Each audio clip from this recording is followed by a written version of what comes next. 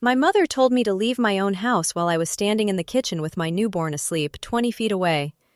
Not suggested, not asked, told. I was 36 years old, 4 weeks postpartum, still moving carefully because my body had not forgiven me yet, and the first house I had ever bought in my own name smelled like cardboard, lemon floor cleaner, and the faint, warm milk scent that follows a baby everywhere. The boxes were stacked against the dining room wall, with black marker labels I had written at 2 a.m. Leela clothes, kitchen fragile, nursery books. My daughter was asleep in the smallest bedroom under a white noise machine that sounded like distant rain. Then my phone rang. My mother did not say congratulations. She did not ask if I had eaten. She did not ask whether the closing had gone smoothly or whether the baby had finally stopped confusing night with day. She said, "We're moving in tomorrow."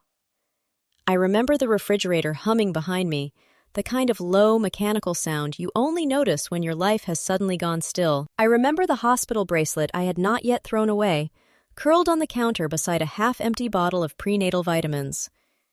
I remember how clean the house felt. Not fancy, not large, just clean in the way a place feels before anyone else teaches it fear. "My house has rules," I said. My mother laughed. "Your house," she said. "Eleanor, don't start.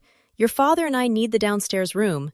Meredith's family will take the guest room until Grant's renovation is done, and I don't do rules about my grandchild. If you don't like it, you can leave." There was a pause, soft and poisonous. "Leave my house." That was when I looked down the hallway toward the second closed door. Not the nursery door, the other one. Behind it, my grandmother Evelyn Price was sleeping in the brass bed I had moved from her own house 2 nights earlier. My mother had been telling everyone at church that Evelyn was gone in the mind, lost beyond recognition, too confused to know her own name. She had said it with tears in her eyes and a hand pressed to her chest, the way she said everything when there was an audience. But Grandma Evelyn was not gone. She was coming back, and my mother had no idea. So I did not scream. I did not beg. I did not explain that her name was not on the deed, that she had never paid my mortgage, that the house she had already started calling hers had been bought with 13 years of night shifts and overtime, and the kind of grief only hospice nurses learn to carry quietly. I said, "All right, Mom, come at noon." Then I hung up. Noon would be useful. In my family, usefulness was the only language anyone had ever allowed me to speak. My older sister Meredith was the beautiful one, the charming one, the one my parents introduced with soft pride and long explanations. She had the big wedding, the white tent, the string quartet, and a husband named Grant Rowell who wore Italian loafers and said, "Fiduciary responsibility," at dinner like it was a prayer. I was the responsible one. That sounds kind until you understand what they meant. Responsible meant I stayed home when other people went on vacation. Responsible meant I cleared plates while Meredith opened gifts. Responsible meant I learned the names of Grandma Evelyn's medications at 10 years old because my mother said somebody in the family needed a practical head. At 10, I thought being needed was the same as being loved. I was wrong. The first time they left me behind, it was July, and the driveway smelled like hot asphalt. My father had backed the Buick out with a cooler in the trunk, my sister's pink duffel bag wedged beside it, and my mother leaning out the passenger window with sunglasses already on. Grandma Evelyn had the flu that week. I stood in the doorway holding a yellow legal pad with dosage times written in my careful child handwriting. "You don't need the lake," my mother said. "You're my steady girl." Then the car turned the corner. The house clock ticked so loudly I can still hear it. Grandma Evelyn found me crying in the kitchen 15 minutes later. She called me to her room, patted the quilt beside her, and took my hand. She squeezed 3 times. 1, 2, 3. That was our code. It meant, "I see you." Evelyn Price had been a county nurse in Hamilton County before she married my grandfather, and she carried herself like a woman who had watched the world misbehave and decided to keep records. She taught me to read people by their hands, not their mouths. She taught me that pain makes people honest before pride can stop them. She taught me that softness, real softness, is not weakness at all. It is discipline. Then she started disappearing. That was how my family described it anyway. "Mom is disappearing," my mother would say into the phone, sighing hard enough to be heard in another room. She asked the same question 3 times. She forgot a neighbor's name. She got confused at the bank. At first, I believed the shape of it. Evelyn was 89. People did forget things. Bodies changed. Minds wandered. I had spent my career holding hands at the edge of life, and I was not arrogant enough to think age would spare the woman I loved. But dementia does not keep appointments. It does not fog a person only before a notary arrives. It does not make someone nearly unconscious on the morning of a doctor visit, then leave her clear enough at 4 in the afternoon to ask why the pantry smelled like mice. It does not make a woman who kept her own pill organizer straight for 30 years suddenly unable to stay awake every time Grant needed a signature. Patterns speak. I noticed the first pattern at Evelyn's 90th birthday party. My mother held it in the Fellowship Hall of St. Bartholomew's, under fluorescent lights that made the sheet cake look gray. There were balloons, folding chairs, coffee in silver urns, and a photo board full of pictures my mother had selected because she appeared in most of them. Evelyn sat in a wheelchair near the cake, chin dipped, hands loose in her lap, her eyes moving slowly beneath heavy lids. "She has good days and bad days," my mother told everyone. That day was apparently useful as a bad one. Grant stood by the coffee urn with a leather folder tucked under one arm, speaking softly to my father about protecting assets before Medicaid becomes an issue. My father nodded into his paper cup, the way he always nodded when silence required less courage than speech. Meredith adjusted her bracelet and told a church friend that Grant had been an angel with Grandma's finances. I crouched in front of Evelyn and touched her hand. Her fingers twitched. 1, 2, then nothing. My stomach went cold. I had seen natural decline. I had seen strokes, infections, delirium, grief, terminal agitation, medication reactions, and the blank distance of a body preparing to leave. What I saw in my grandmother's face was not departure. It was dosage. 2 weeks later, Brenda Miles called me. Brenda was the home aide my mother had hired for weekday mornings. She was practical, tired, and careful with her words because working women understand how quickly truth can become rent money in someone else's hands. Her voice was low when she said, "Miss Ellie, I think you should come by today." "What happened?" "Your grandmother fell in the bathroom." "Is she hurt?" "She's bruised, but that's not why I'm calling." I was at the hospice office when she called, standing beside a copier that smelled like overheated toner. I drove across town in 11 minutes and parked crooked outside Evelyn's little white house on Sycamore Street, the one with green shutters and a paid-off mortgage. The front porch had a hanging fern my grandmother would have scolded someone for overwatering. Inside, the house smelled wrong. Not dirty, wrong. Too much lavender spray over something medicinal and stale.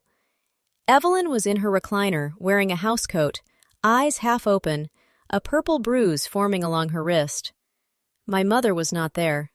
Grant was not there. Brenda stood near the kitchen sink, twisting a dish towel between both hands. "Where's her pillbox?" I asked. Brenda looked at her shoes. "Vivian keeps it in her purse now." My mother's name was Vivian Archer, and in that moment, even her name felt like a locked drawer. I called her. No answer. So I did something my family had trained me not to do. I opened drawers. I looked in cabinets.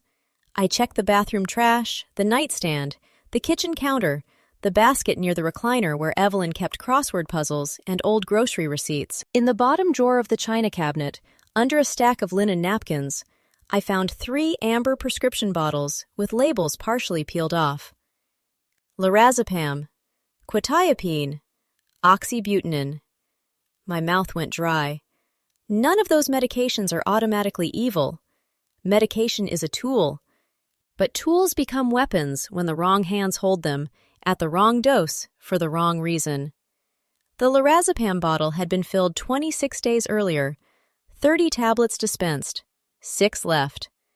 The prescribing doctor was an urgent care physician 40 miles away, not Evelyn's primary doctor, Brenda whispered. "She's better when your mother forgets the afternoon one." There it was, the first nail. I photographed every label with my phone. I wrote the pill counts on the back of an envelope. Then I called Dr. Samuel Whitaker, Evelyn's actual physician, and said the sentence I had said many times for other families, but never thought I would say for mine. I believe my grandmother is being chemically restrained.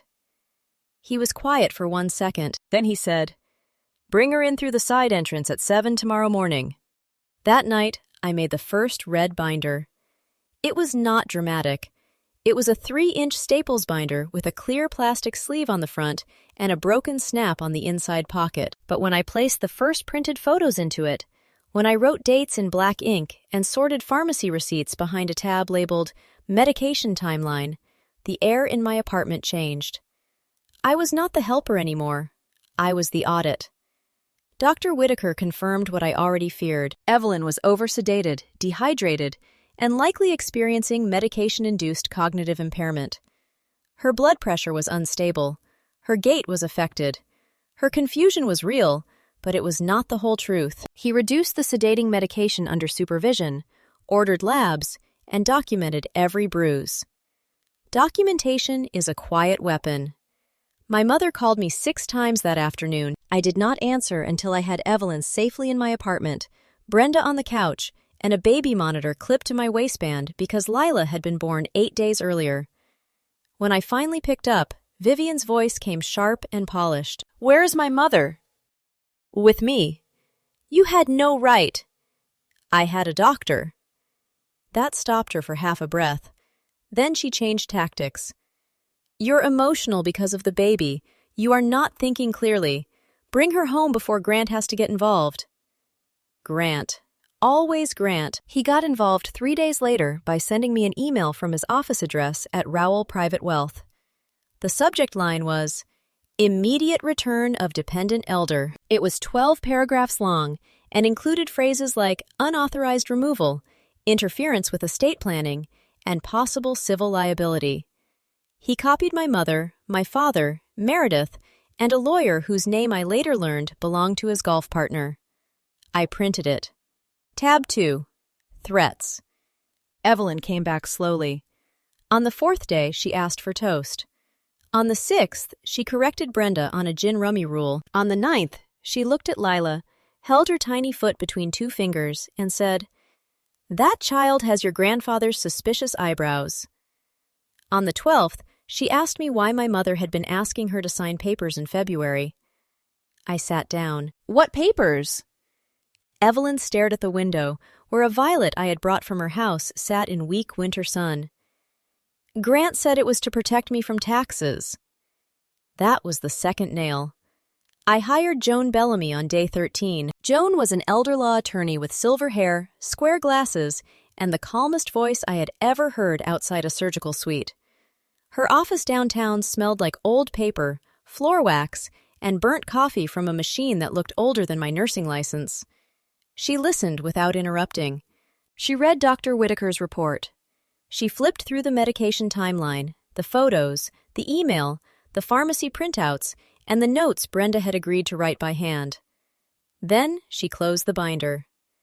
"This is not a family disagreement," Joan said. "I already knew that," she continued. "This is financial exploitation of an elder, possible forgery, possible fraud, and depending on what he moved, possible securities violations." The word fraud sat in the room like a cold chair.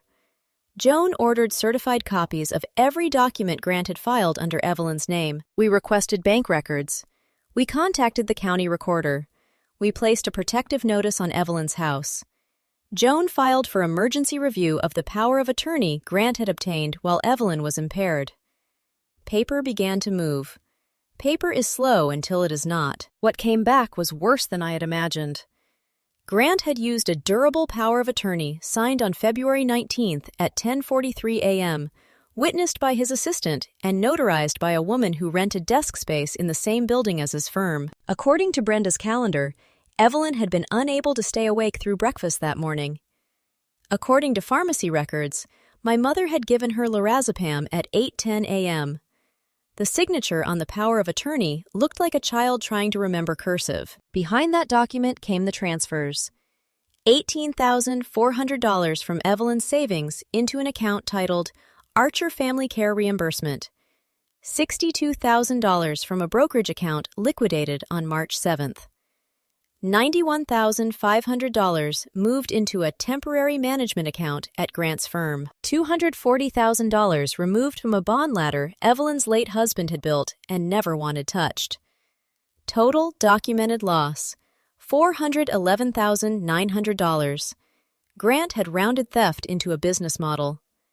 Then came the house. The little white house on Sycamore Street had been listed quietly through a broker Grant knew, not on the public MLS at first, but through a private investor list. Asking price, $318,000. Proposed buyer, a holding company registered in Delaware 3 weeks earlier. Mailing address, a UPS box near Grant's office. Joan looked at the document and smiled without warmth. Men like this always think a shell company is a magic trick, she said. The Delaware filing listed a contact email, g.rowell@rowellpw.com. That was the third nail. While Joan prepared filings, I did what my family expected me to do. I acted tired.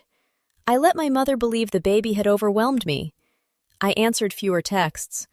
I told Meredith I was not sure I could keep Grandma with me much longer. I told my father, when he finally called, that I just wanted everyone to calm down. He sighed with relief. I knew you'd be reasonable, he said. Reasonable is the word cowards use when they want your surrender to sound mature. My mother came to my apartment once before I bought the house. She arrived wearing a camel coat and perfume heavy enough to enter before she did. She cried on command in my doorway.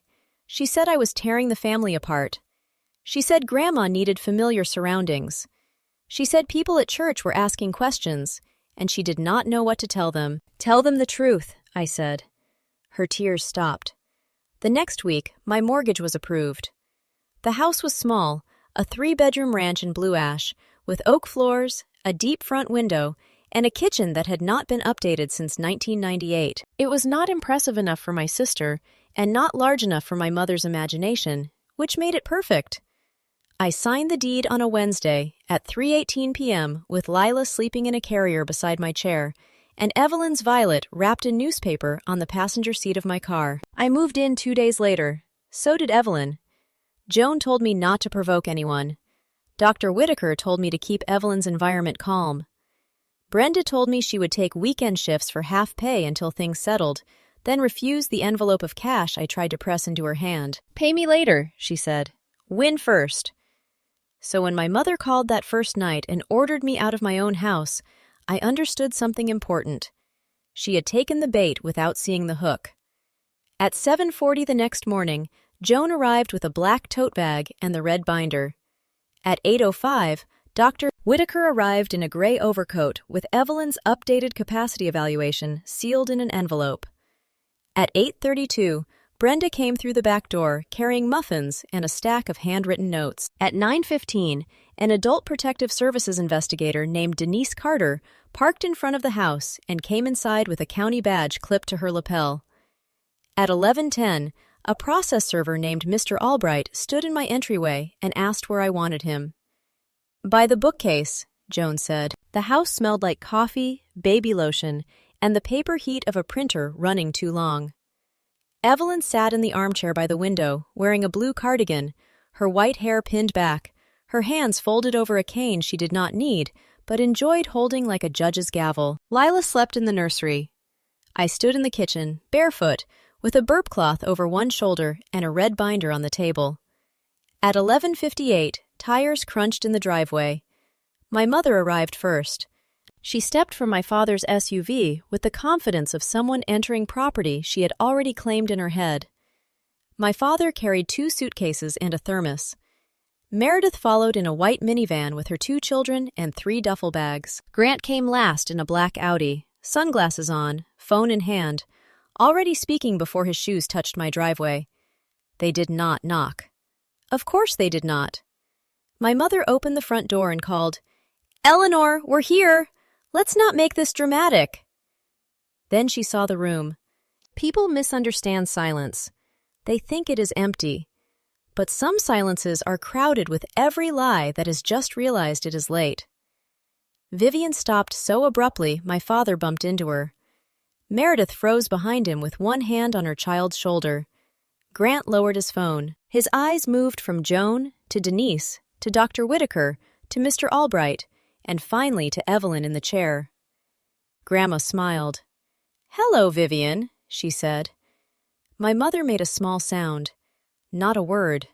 A leak. Grant recovered first because men like Grant think recovery is leadership. He stepped forward, smoothed his jacket, and gave the room the smile he used on clients who needed to feel richer than they were. "This is inappropriate," he said. "Mrs. Price is under an existing care plan." Joan opened the red binder. "No," she said. "She was under a sedation pattern." Grant blinked. I watched his hands. Grandma had taught me that. His right thumb tapped once against his phone. His left hand curled around his keys. He was calculating distance, exits, exposure. Dr. Whitaker handed Denise his report. "Mrs. Price has been evaluated," he said. "She is oriented, medically stable, and capable of expressing her wishes. Her previous impairment was consistent with inappropriate medication use." My mother whispered, "Mother?"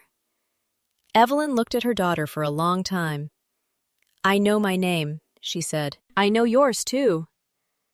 Joan began with the medication. She did not raise her voice. She laid out the timeline the way nurses lay out instruments before a procedure. February 3rd, first urgent care prescription. February 19th, power of attorney signed.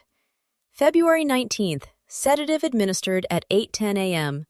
February 19th, notary stamp at 10:43 a.m. March 7th, liquidation request submitted from Grant's office IP address. March 8th, funds moved. Each page landed softly on the coffee table. Soft things can still break bone. Grant said, "You have no idea what you're reading." I turned one page. "Then explain it." He looked at me the way he had looked at me for 15 years, like I was a service entrance. "Eleanor, this is complicated financial management." "No," I said. "It is column A to column B." Joan placed the brokerage statement on top. $411,900 in unauthorized transfers. Meredith's face changed. It did not collapse all at once. It shifted, small pieces of belief losing their grip. She looked at Grant, then at the statement, then back at him. "What is that?" she asked. Grant did not answer her. That was answer enough. My mother stepped toward the table. "We use that money for mother's care. Do you think care is free? Do you think I did not sacrifice?" Brenda spoke from the kitchen doorway. "You canceled my Wednesdays because you said there wasn't money." My mother turned on her. "This is family business."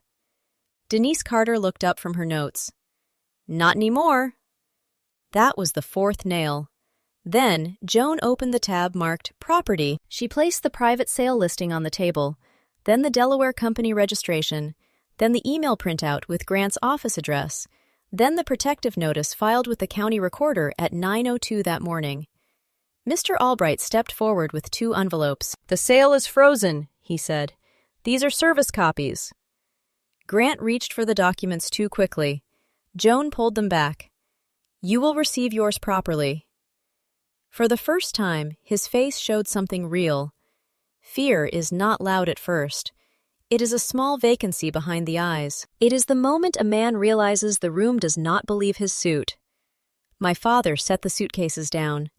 The wheels clicked against the floor. For 30 years, he had hidden behind mugs, thermoses, newspapers, television volume, and the peaceful expression of a man who mistook neutrality for goodness. Now he stared at the red binder as if paper itself had betrayed him. "Vivian," he said quietly, "what did you do?" My mother heard the danger in that question. She understood that he had not asked what happened. He had asked, "What did you do?" And the difference was a door closing. She turned red. "After everything I have carried, you are all going to stand here and judge me? I was the one bathing her. I was the one answering calls. I was the one watching her fade. You watched because you were holding the bottle, I said. Her eyes snapped to me. The old reflex rose in my body. Apologize, smooth it, make her comfortable. Become the tablecloth nobody notices until it is stained. I let the reflex pass. My daughter made a small sound over the baby monitor, then settled. That tiny breath saved me from becoming small again. My mother pointed toward Evelyn. She did not even know what year it was. She was gone. She did not need that house. She did not need all that money sitting around doing nothing. The room stopped. Some sentences cannot be unsaid. Evelyn placed both hands on the arms of the chair and stood. Brenda moved instinctively, but Grandma lifted one finger. Not yet. She crossed the room slowly, every step measured, the cane tapping once against the oak floor. Tap, tap, tap. She stopped in front of my mother. I knew enough to birth you, Evelyn said. I knew enough to feed you. I knew enough to forgive you longer than you deserved. And I know enough now to remove you from every document that carries my name. My mother's mouth opened. Nothing useful came out. Evelyn turned to Grant. As for you, she said, my husband built those accounts from overtime and war bonds and not buying himself new shoes. You mistook quiet money for unattended money. Grant looked at Joan. This is defamation. Joan slid the final envelope across the table. No, she said. This is notice. The complaint was already filed with the State Securities Division. Copies had gone to Grant's compliance office, Adult Protective Services, and the county prosecutor's Elder Abuse Unit. The bank had placed a fraud hold on the remaining accounts. The brokerage firm had opened an internal investigation. The notary had been contacted. The urgent care physician would receive a records request by Monday. The machinery had started. That is what people like Grant never understand. They think power is noise, speed, confidence, the first voice in the room. But real power is a form submitted at 8:17 a.m. by someone who checked the box correctly. It is a timestamp. It is certified mail. It is a receptionist saying, "One moment, please," while the door locks behind you. Grant left first. He said he had calls to make, but the phone was already ringing in his hand, and his voice cracked on the word compliance. Meredith followed him to the porch, not to defend him, but because something in her had finally begun to separate from his shadow. My father stood in the hallway, still holding the thermos, then set it on the floor beside the suitcases. Eleanor, he said. I looked at him. He had no sentence prepared for a daughter who no longer needed one. My mother was the last to move. Tears filled her eyes, fast and practiced, but this time no one stepped forward to reward them. She looked at Evelyn. She looked at me. She looked toward the nursery, where my daughter slept through the first clean boundary this family had ever heard. You are really going to do this to your own mother? She asked. I walked to the front door and opened it.